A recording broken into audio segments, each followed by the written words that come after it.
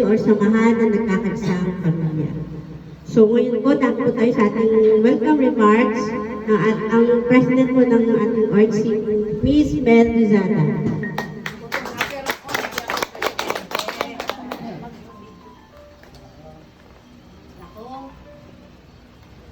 Magandang hapon po sa inyong lahat. Magandang hapon po. Ang akala ko marami tayo. Actually, marami naman talaga. Kaya lang hindi ko alam kung anong nangyari sa iba. At yung iba naman ay nandun sa meeting ng isang organization din. Anyway, sabi naman nila hahabol sila at ang kanila namang mga dapat dalhin ay nandito naman. So ganito lang ho yan. As a member ng SNP, una-una sana natin lang isipin, no, kung ano ang ating magagawa bilang isa sa member ng SNP. Ngayon, dito sa ating SNP, kailangan sana ang ating obligasyon ay yung pagsunod kung ano man yung mga dapat natin gawin na nasa tama. Dito po ba sa grupo po ba natin ay naiintindihan niyo po ba kung ano yung ating yung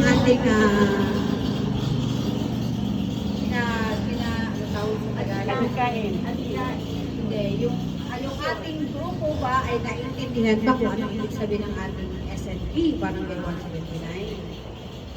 Naiintindihan niyo ba yun? Anong parang meron doon? Ano ba nasa loob po din yung ibig sabihin ng SNP, Barangay 179?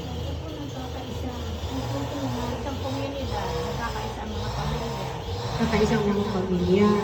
Okay, ano pa po yung sa inyo ate? Tinutulungan. Tapos, ano po tinutulungan? Ano po tinutulungan natin? Yung bawat membro ng SNP. Okay. Yun, isa yun. So, sa ganitong grupo natin, meron tayong pag-uusap ulit na gagawin natin after ng Christmas party. Which is sa may bandang January na yun o February. So doon, tatalakay natin lahat ng gusto nyo pwede malaman. No? May mga sasagot doon. Kunyari, ang inyong grupo ay doon sa family. Meron din sasagot doon. Kunyari, ang gusto nyo naman is about yun sa ganitong problema. O, in particular, halimbawa, ang asawa ko ganito. Yung may mga problema na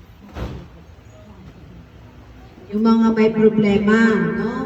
So marami yun, marami tayong pwedeng gawin sa ating organization. Sa ngayon, nandito pa tayo sa ating Christmas party. Okay. Dito ay bibigyan natin diin na kahit tayo ay isang grupo na nangangailangan naman ng tulong kasi siyempre kanya-kanya naman ang ating mga problema. So dito, tatalakayin natin lahat ng mga bagay na pwede ninyong sabihin. Pwede ninyong sabihin o pwede ninyong sabihin as a group. So dito, kailangan natin pagbigyan ang mga kanya-kanyang problema. So, eto na. Kalimutan muna natin yun, dito muna tayo sa Christmas party. Since madami tayo at wala yung iba na nagkataon na may mga aatinan daw na ewan ko kung ano yung mga aatinan. Basta may maatinan sila at hahabol na lang sila mamaya. Okay? So sana sa susunod nating pagkikita ay yung sa General Assembly na lahat na yun ay makaka-attend sana. Kasi yun naman ay ano naman yun. Maraming purpose doon, maraming ibibigay na mga kaalaman sa ating grupo. Okay, maraming salamat. Thank you, Mrs.